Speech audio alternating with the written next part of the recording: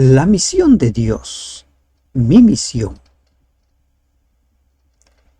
Motivación es el deseo o la razón que tiene una persona para hacer algo por alguien o por algo. La preparación implica una acción de alistarse para que las cosas puedan llevarse a cabo. Buen día. Damos gracias a nuestro Dios que nos permite iniciar el estudio de la lección 6 de este cuarto trimestre del año 2023. Motivación y preparación para la misión. Si no hay motivación, no hay impulso, no hay fuerza. Si no hay preparación, todo es un caos.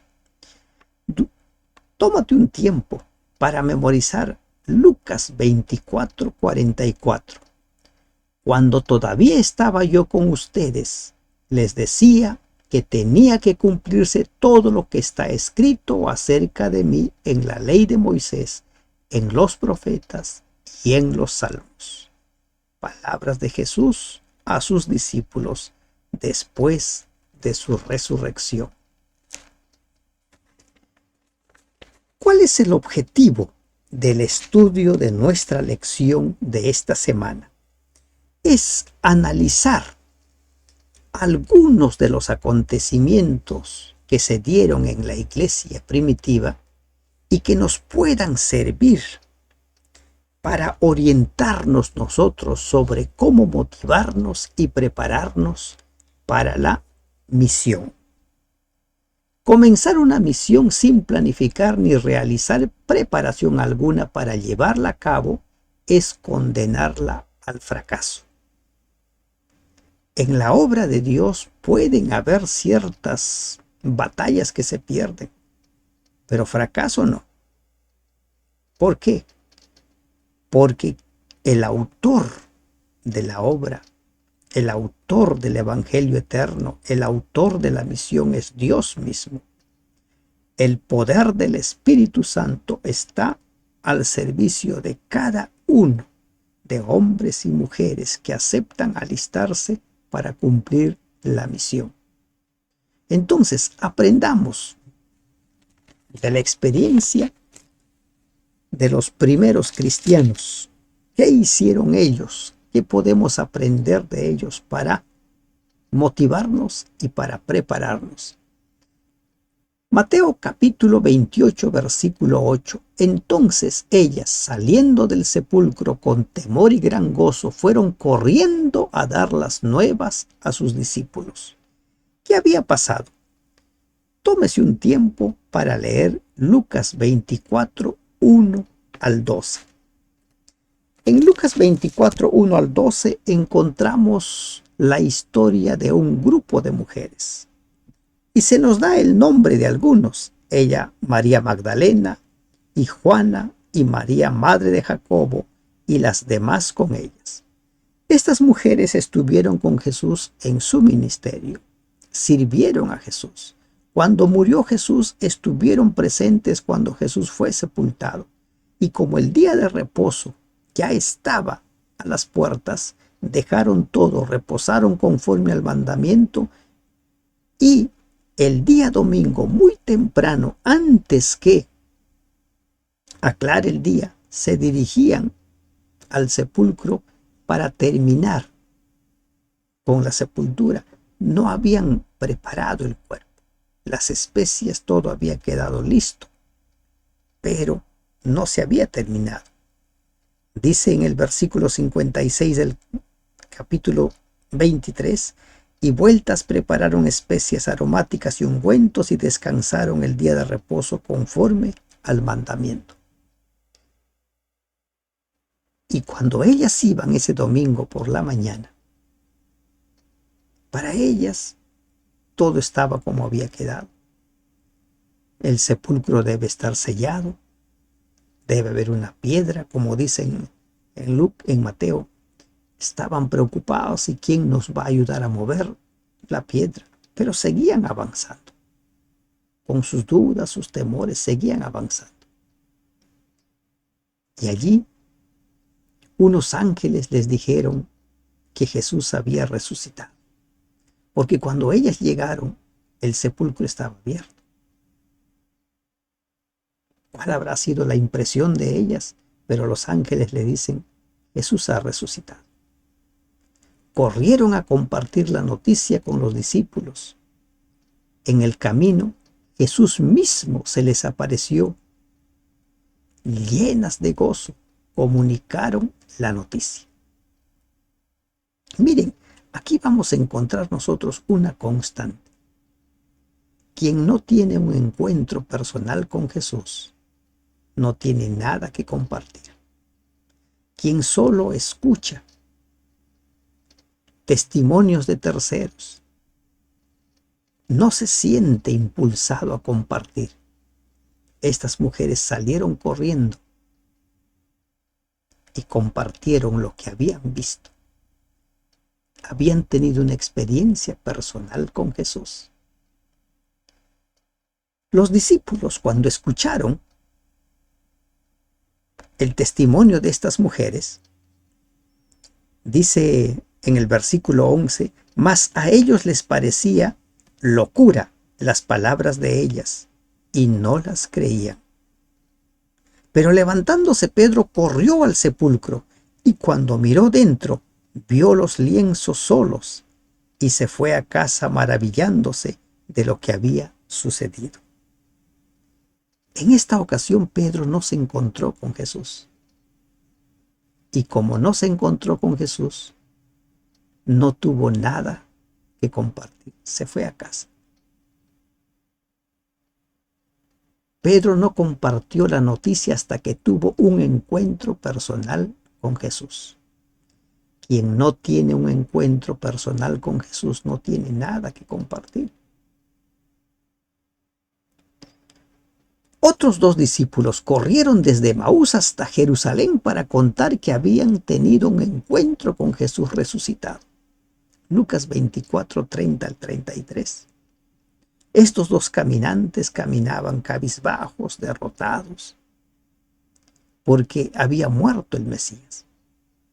Jesús se puso en medio de ellos, les escuchó y les empezó a enseñar con las Escrituras todo lo que ella dice sobre él. Y después, cuando llegan a casa, Jesús parte el pan, dice, se le abrieron los ojos, tuvieron una experiencia con Jesús y salieron corriendo para compartir su experiencia personal. Finalmente los discípulos creyeron cuando vieron personalmente a Jesús. Lucas 24, 36. En ese momento Jesús les encargó la misión que hasta entonces no estaban preparados para realizar.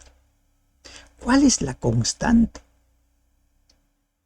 Si no tenemos un encuentro personal con Jesús, no tendremos nada que contar. Nadie da lo que no tiene. Y por eso es que a veces podemos sentirnos sin ganas. No nos llama la atención eso de predicar, de enseñar.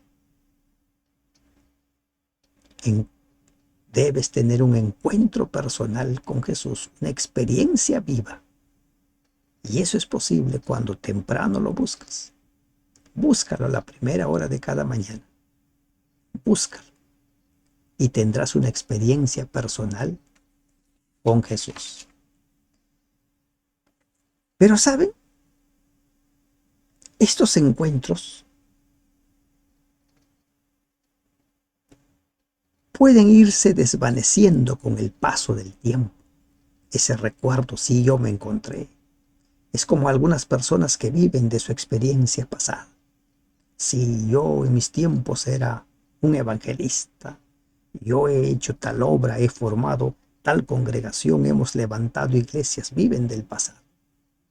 Pero va perdiendo su fuerza. Lucas 24, 44. Estas son las palabras que os hablé estando aún con vosotros, que era necesario que se cumpliese todo lo que está escrito de mí en la ley de Moisés, en los profetas y en los salmos. ¿Qué hizo Jesús con ellos? Jesús no se quedó en simplemente aparecer ante ellos, demostrarles que no era un espíritu, no era un fantasma. Les pidió comida y le dieron comida. Él comió, pero no se quedó allí. Si Jesús los hubiera dejado únicamente con esta experiencia al marcharse, la fe de ellos probablemente no habría perdurado. Con el tiempo, la fuerza de la experiencia podría haberse desvanecido. Se hubieran olvidado o incluso hubieran empezado a cuestionarse. ¿En verdad vimos lo que vimos? Pero Jesús no se limitó a mostrarles sus cicatrices y a comer pescado delante de ellos. En lugar de eso, ¿qué hizo Jesús? Los llevó a la palabra y les mostró el fundamento profético de su obra y su ministerio. Lo mismo que hizo con los dos que iban cabizbajos camino a Emaús. Por más intensa que fuera la experiencia que tuvieron con él, Jesús todavía quería que su fe se basara en la palabra de Dios. En un escrito está el fundamento profético. ¿Qué nos está queriendo decir? No debemos conformarnos con momentos de un despertar, un lindo sermón, un lindo mensaje. Debemos ir a la fuente, escudriñar las escrituras. Por eso dice, estas son las palabras que os hablé estando aún con vosotros, que era necesario que se cumpliese todo lo que está escrito de mí. ¿En qué? En la ley de Moisés, en los profetas y en los salmos. Miren el valor y el poder que tienen las sagradas escrituras del Antiguo Testamento. Hablan del ministerio de Jesús. Y un sector de cristianos dice que el Antiguo Testamento ya no sirve. Es una locura.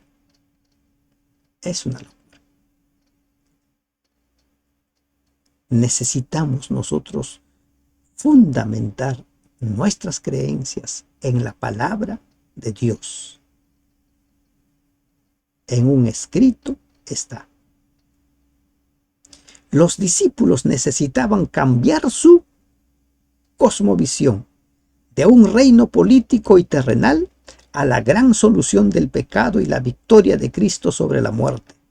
El Evangelio era mucho más que alcanzar la soberanía política de un Israel.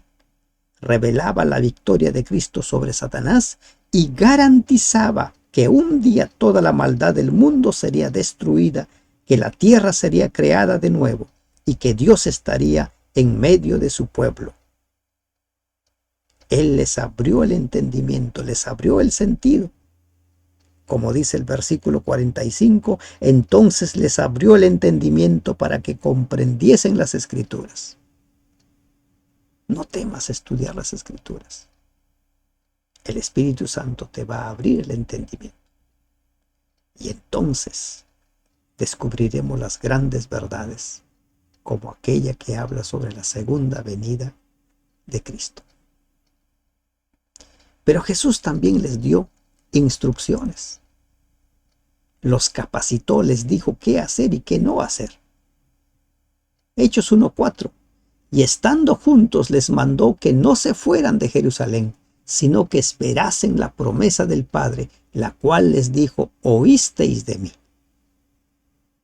No debían irse antes de ser investidos con el poder del Espíritu Santo. Jesús dio instrucciones a los discípulos para que esperaran en Jerusalén hasta que se cumpliera su palabra de enviar la promesa del Padre, el Espíritu Santo.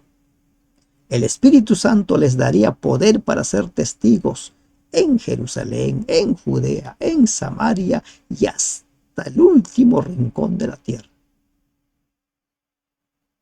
Ya estaban motivados. Ahora necesitaban prepararse. Miren lo que tenemos que hacer, encontrar la motivación. ¿Y cuál es la mayor motivación que tenemos? Él viene por segunda vez. Pero para proclamar el mensaje de los tres ángeles, para proclamar el mensaje que anuncia la segunda venida de Cristo, para proclamar el mensaje que invita a las personas a arrepentirse y entregar su vida a Dios, necesitamos prepararnos. Necesitamos prepararnos. Tómese un tiempo para leer Hechos 1, 12 al 26. Jesús había dado una misión clara a los discípulos, debían ser testigos suyos. Así que mientras esperaban los discípulos, se prepararon para su misión. Y leemos en Hechos, vamos a Hechos capítulo 1, versículo 12 en adelante. Pero no vamos a leer todos los versículos por tiempo, pero tú puedes darte tiempo para leer todo. Entonces vinieron a Jerusalén desde el monte que se llama del Olivar, el cual está cerca de Jerusalén, camino de un día de reposo, y entrando subieron al aposento alto donde moraban, y se da la lista de todos, donde moraban. Estaban juntos. Todos estos perseveraban unánimes en oración y ruego con las mujeres y con María, madre de Jesús, y con sus hermanos.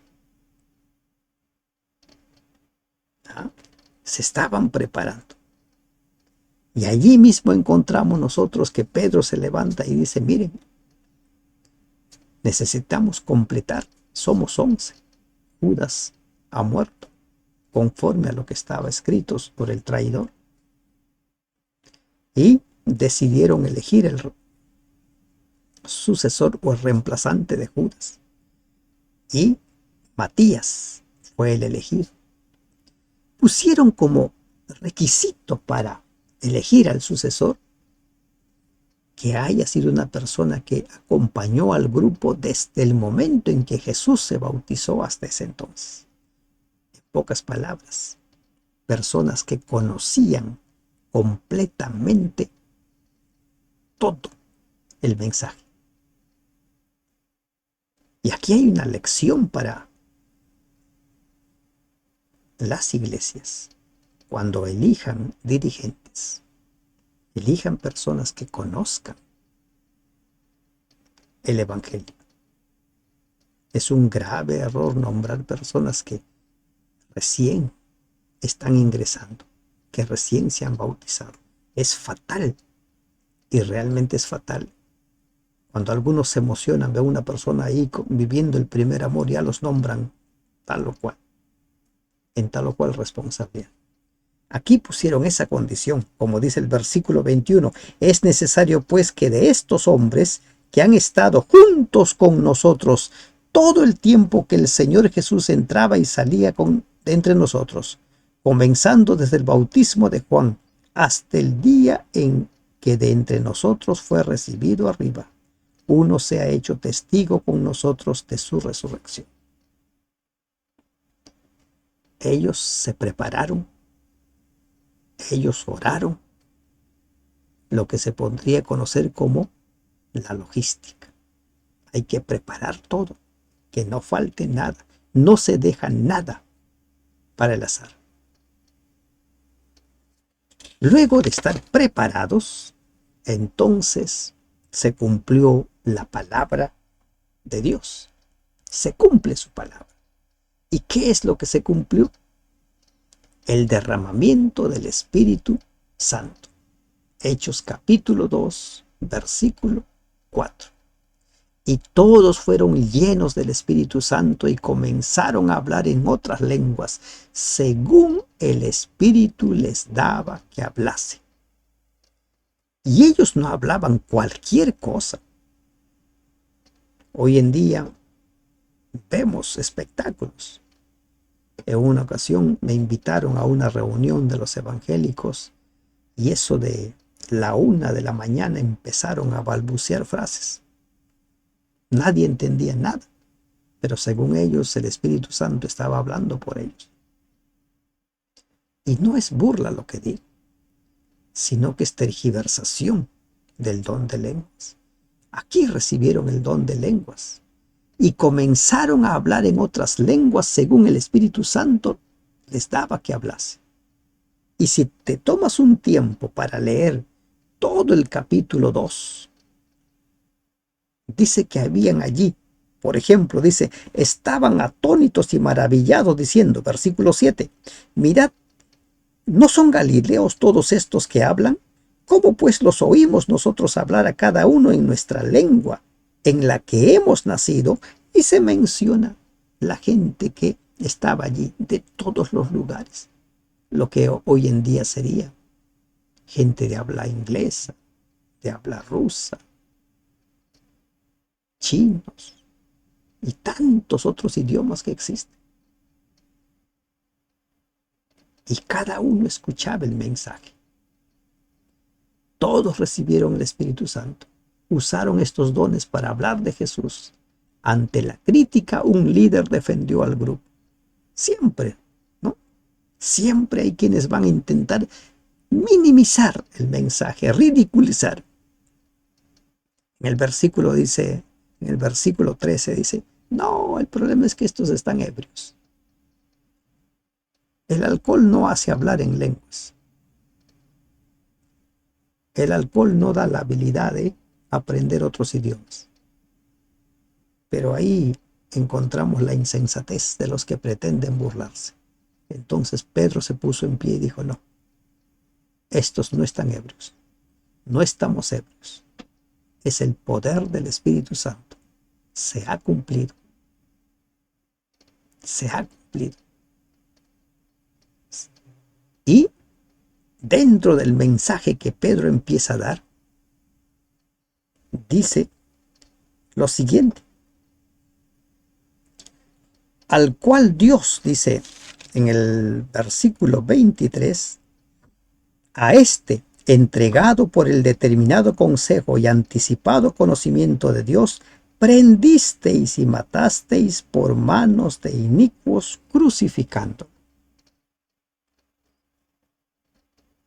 Con seguridad que muchos de los que participaron de la crucifixión de Jesús estuvieron allí. Y por eso dice, ustedes lo crucificaron, prendisteis y lo crucificasteis. A ellos también se les ofrece el perdón. A ellos también. Y con seguridad que muchos de los que participaron de la crucifixión aceptaron el mensaje. Y aquí encontramos una gran lección. No nos corresponde a nosotros juzgar.